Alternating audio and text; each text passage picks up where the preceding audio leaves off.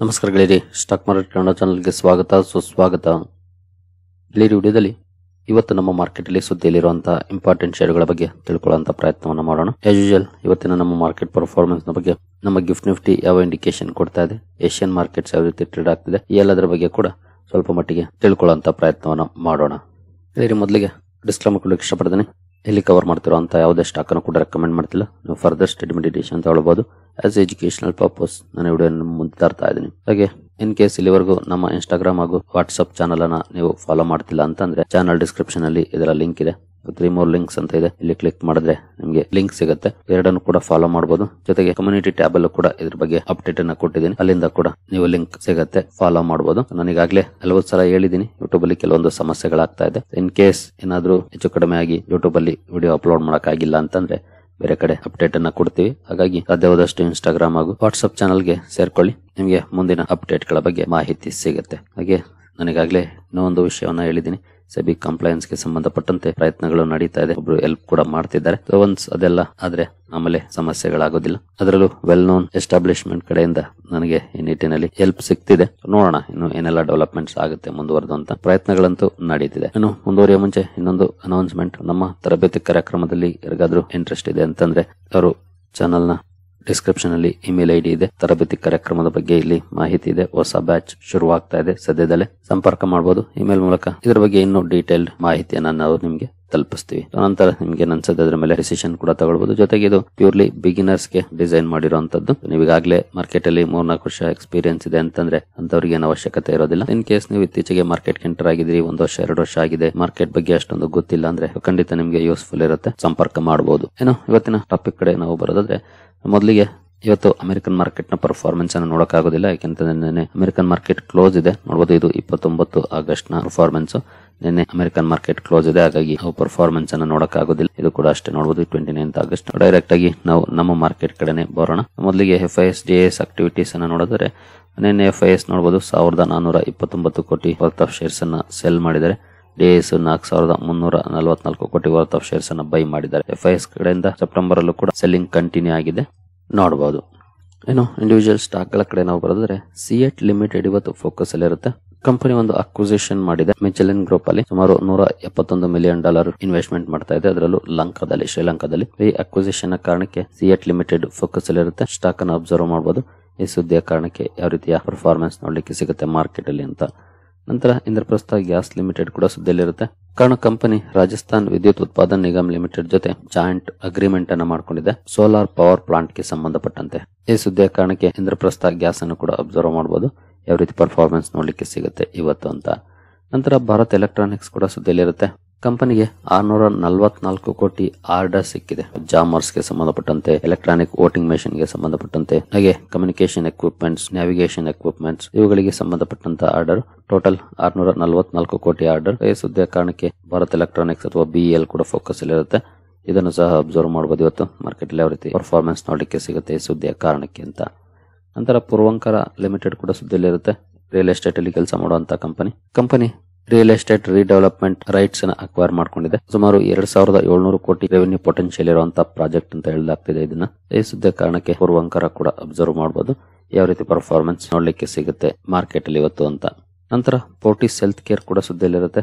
ಕಾರಣ company RR life sciences ಜೊತೆ 15 ವರ್ಷಗಳ ಲೀಸ್ ಅಗ್ರಿಮೆಂಟ್ ಅನ್ನ ಮಾಡ್ಕೊಂಡಿದೆ.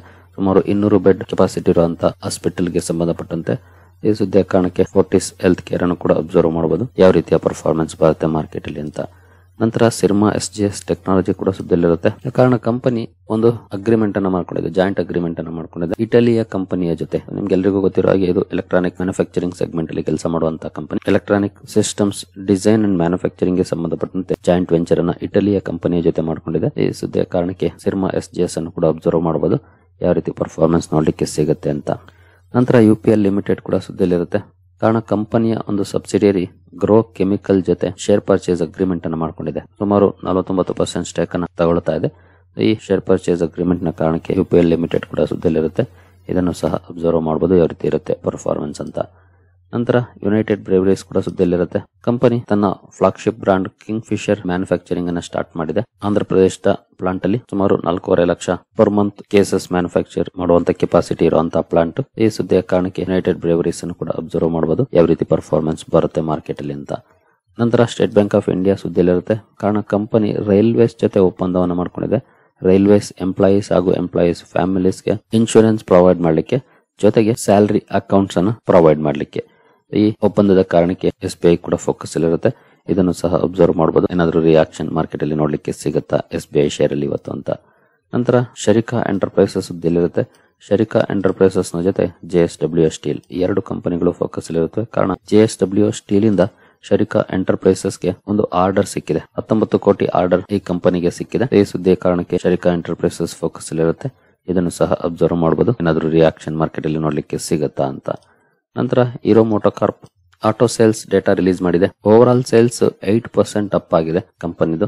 ಏನು ಡೊಮೆಸ್ಟಿಕ್ ಸೇಲ್ಸ್ 5% ಅಪ್ ಆಗಿದೆ. ಎಕ್ಸ್ಪೋರ್ಟ್ಸ್ ಅಲ್ಲಿ ಒಳ್ಳೆ ಪರ್ಫಾರ್ಮೆನ್ಸ್ ನೋಡ್ಲಿಕ್ಕೆ ಸಿಕ್ಕಿದೆ. 72% ರೈಸ್ ಆಗಿದೆ ಇಯರ್ ಆನ್ ಇಯರ್. ಈ ರೀತಿಯ ಪರ್ಫಾರ್ಮೆನ್ಸ್ ಅನ್ನ ಮಾಡಿದೆ. ಡೊಮೆಸ್ಟಿಕ್ ಲೆವೆಲ್ ಅಲ್ಲೂ ಕೂಡ ಡಿಸೆಂಟ್ ಇಂಪ್ರೂವ್ಮೆಂಟ್ ಇದೆ. ಇಂಟರ್ನ್ಯಾಷನಲ್ ಲೆವೆಲ್ ಅಲ್ಲಂತೂ ಇನ್ನು ಒಳ್ಳೆ ಪರ್ಫಾರ್ಮೆನ್ಸ್ ನೋಡ್ಲಿಕ್ಕೆ ಸಿಕ್ಕಿದೆ. ನಿಮ್ಗೆಲ್ರಿಗೂ ಗೊತ್ತಿರೋ ಹಾಗೆ actually auto sales number expectation ಗಿಂತ ಸ್ವಲ್ಪ ಕಡಿಮೆನೆ ಬಂದಿದೆ ಎಲ್ಲ ಕಂಪನೀಸ್. ಅದಕ್ಕೆ ಕಾರಣ ಕೂಡ ಗೊತ್ತಿದೆ, ನಾನು ನಿನ್ನೆ ವಿಡಿಯೋದಲ್ಲಿ ಕವರ್ ಮಾಡಿದ್ದೆ. GST ರ್ಯಾಷನಲೈಸೇಷನ್ ನ ಕಾರಣಕ್ಕೆ ಎಲ್ಲರೂ ವೈಟ್ ಅಂಡ್ ವಾಚ್ ಮೋಡ್ಗೆ ಹೋಗ್ತಿದ್ದಾರೆ. ಯಾವಾಗ ಕಡಿಮೆ ಆಗುತ್ತೆ ನೋಡೋಣ, ಕಡಿಮೆ ಆದ್ಮೇಲೆ ತಗೊಳ್ಳೋಣ ಅಂತ. ಯಾಕಂದ್ರೆ ನಮ್ಗೆ ದುಡ್ಡು ಉಳಿಯುತ್ತಲ್ಲ. 10% ಅಂತಂದ್ರೆ ಇನ್ ಕೇಸ್ ನಾವೇನಾದ್ರೂ 10 ಲ್ಯಾಕ್ ಕಾರ್ ತಗೊಳ್ತಿದೀವಿ ಅಂದ್ರೆ 1 ಲಕ್ಷದವರೆಗೂ ಉಳಿಯುತ್ತೆ.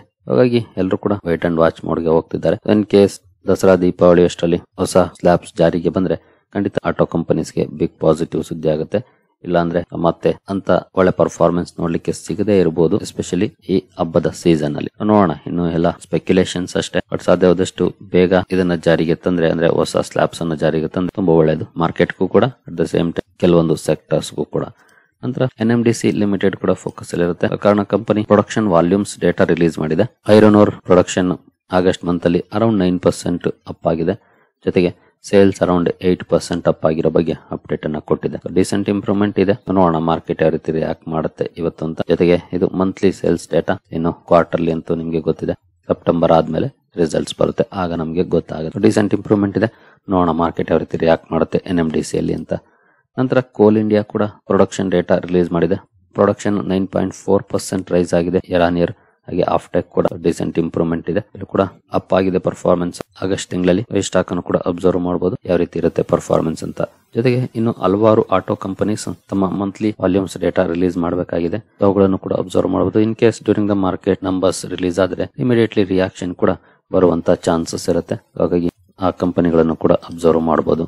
ಇನ್ನು ಪ್ರೈಮರಿ ಮಾರ್ಕೆಟ್ ಕಡೆ ಬಂದ್ರೆ ಅಮಂತ ಹೆಲ್ತ್ ಕೇರ್ IPO ನಿನ್ನೆ ಓಪನ್ ಆಗಿದೆ, ನಾಳೆವರೆಗೂ ಓಪನ್ ಇರುತ್ತೆ. ಗ್ರೇ ಮಾರ್ಕೆಟ್ ಪ್ರೀಮಿಯಂ ನೋಡಬಹುದು 25 ಇದೆ. ನಿನ್ನೆ ನೋಡಿದಾಗ 28 ರೂಪೀಸ್ ಇತ್ತು, 3 ರೂಪೀಸ್ ಕಡಿಮೆ ಆಗಿದೆ, 25 ಇದೆ. ಅರೌಂಡ್ 19.84% ಅಥವಾ 20% ನಿಯರ್ಲಿ ಗ್ರೇ ಮಾರ್ಕೆಟ್ ಪ್ರೀಮಿಯಂ ಇದೆ ಅಮಂತ ಹೆಲ್ತ್ ಕೇರ್. ಇಂಟ್ರೆಸ್ಟ್ ಇರೋರು ಸ್ಟಡಿ ಮಾಡಬಹುದು ಕಂಪನಿಯ ಬಗ್ಗೆ. ಏನು ಗಿಫ್ಟ್ ನಿಫ್ಟಿ ಕಡೆ ಬಂದ್ರೆ ಗಿಫ್ಟ್ ನಿಫ್ಟಿಯಲ್ಲಿ ಆಸ್ ಆಫ್ ನಾವು ನೋಡಬಹುದು 32 ಪಾಯಿಂಟ್ಸ್ ಅಥವಾ 0.13% ಪಾಸಿಟಿವ್ ಪರ್ಫಾರ್ಮೆನ್ಸ್ ನೋಡ್ಲಿಕ್ಕೆ ಸಿಗ್ತಾ ಇದೆ. ಹಾಗೆ ಏಷ್ಯನ್ ಮಾರ್ಕೆಟ್ ಕಡೆ ಬಂದ್ರೆ ಏಷ್ಯನ್ ಮಾರ್ಕೆಟ್ಸ್ ಅಲ್ಲಿ ಸ್ವಲ್ಪ ಮಿಕ್ಸ್ಡ್ ಇದೆ ರಿಯಾಕ್ಷನ್. ಹ್ಯಾಂಗ್ಸೆಂಗ್ ಸ್ವಲ್ಪ ಫ್ಲಾಟಿಶ್ ಆಗಿ ಟ್ರೇಡ್ ಆಗ್ತಾ ಇದೆ. ಜಕಾರ್ತಾ ಕಾಂಪೋಸಿಟ್ 1.2% ಡೌನ್ ಇದೆ. ಶಾಂಘೈ ಕಾಂಪೋಸಿಟ್ ಕೂಡ ಸ್ಲೈಟ್ಲಿ ಡೌನ್ ಇದೆ. ಬಟ್ ಇದರಲ್ಲಿ ಜಕಾರ್ತಾ ಕಾಂಪೋಸಿಟ್ ಮಾತ್ರ ಸ್ವಲ್ಪ ಜಾಸ್ತಿ ನೆಗೆಟಿವ್ ಇಂಪ್ಯಾಕ್ಟ್ ಅನ್ನ ಕಂಡಿದೆ. ಇನ್ನೆಲ್ಲ ಮಾರ್ಕೆಟ್ಸ್ ಪಾಸಿಟಿವ್ ಅಲ್ಲೇ ಟ್ರೇಡ್ ಆಗ್ತಿದೆ. ಅಂದ್ರೆ ಹ್ಯಾಂಗ್ಸೆಂಗ್ ಹಾಗೂ ಶಾಂಘೈ ಕಾಂಪೋಸಿಟ್ ಅನ್ನ ಹೊರತುಪಡಿಸಿ ಸ್ಲೈಟ್ಲಿ ಮಿಕ್ಸ್ಡ್ ಇದೆ performance. But gift Nifty positive indication ಅನ್ನ ಕೊಡ್ತಾ ಇದೆ. ಇನ್ನು ಡೌ ಜೋನ್ಸ್ ಫ್ಯೂಚರ್ಸ್ ಇಲ್ಲಿ ಟ್ರೇಡ್ ಆಗ್ತಿಲ್ಲ. ಇದು ಡೌ ಜೋನ್ಸ್ ನ ಪರ್ಫಾರ್ಮೆನ್ಸ್, ಫ್ಯೂಚರ್ಸ್ ಇಲ್ಲ ಇಲ್ಲಿ. ಸದ್ಯದ ಮಟ್ಟಿಗೆ ಸ್ಲೈಟ್ಲಿ ಪಾಸಿಟಿವ್ ಇಂಡಿಕೇಶನ್ ಇದೆ. ಬಟ್ ನೋಡೋಣ ಮಾರ್ಕೆಟ್ ಯಾವ ರೀತಿ ಓಪನ್ ಆಗುತ್ತೆ ಅಂತ. ಇದೇ ರೀತಿ ಮುಂದುವರೆದ್ರೆ ಬಹುಶಃ ಸ್ವಲ್ಪ ಅಪ್ಪಲ್ಲೇ ಓಪನ್ ಆಗ್ಬೋದು. ಬಟ್ ನಮ್ಗೆ ಇಂಪಾರ್ಟೆಂಟ್ ಕ್ಲೋಸಿಂಗ್ ಯಾವ ರೀತಿ ಇರುತ್ತೆ ಅನ್ನೋದು. ಕ್ಲೋಸಿಂಗ್ ಪಾಸಿಟಿವ್ ಇರುತ್ತಾ ನೋಡೋಣ. Let's hope for the best. ಇನ್ನು ಕಮೋಡಿಟೀಸ್ ಕಡೆ ಬಂದ್ರೆ ಬ್ರೆಂಟ್ ನೋಡಬಹುದು ಒಂದಷ್ಟು ಪಾಸಿಟಿವ್ ಇದೆ. ಇವತ್ತು 0.62% ಅಪ್ ಅಲ್ಲಿ ಟ್ರೇಡ್ ಆಗ್ತಿದೆ, $68.53 ಅಲ್ಲಿ. ಗೋಲ್ಡ್ ಕೂಡ ಅಪ್ ಆಗಿದೆ ನೋಡಬಹುದು 0.57% ಸದ್ಯದ ಮಟ್ಟಿಗೆ. ಇನ್ನು ತರಬೇತಿ ಕಾರ್ಯಕ್ರಮದ ಬಗ್ಗೆ ಇಂಟ್ರೆಸ್ಟ್ ಇರೋರು ಹೊಸ ಬ್ಯಾಚ್ ಶುರು ಆಗ್ತಾ ಇದೆ. ಚಾನಲ್ ಡಿಸ್ಕ್ರಿಪ್ಷನ್ ಅಲ್ಲಿ ಇಮೇಲ್ ID ಇದೆ, ಸಂಪರ್ಕ ಮಾಡಬಹುದು. ಸರಿ ಗೆಳೆಯರೆ, ಈ ಎಲ್ಲ ಅಪ್ಡೇಟ್ಸ್ ನಿಮ್ಗೆ ಇಷ್ಟ ಆಗಿದೆ ಅಂದ್ಕೊಳ್ತೀನಿ. ಮುಂದಿನ ವಿಡಿಯೋದಲ್ಲಿ ಸಿಗೋಣ. ಅಲ್ಲಿವರೆಗೂ ಜೈ ಹಿಂದ್, ಜೈ ಕರ್ನಾಟಕ.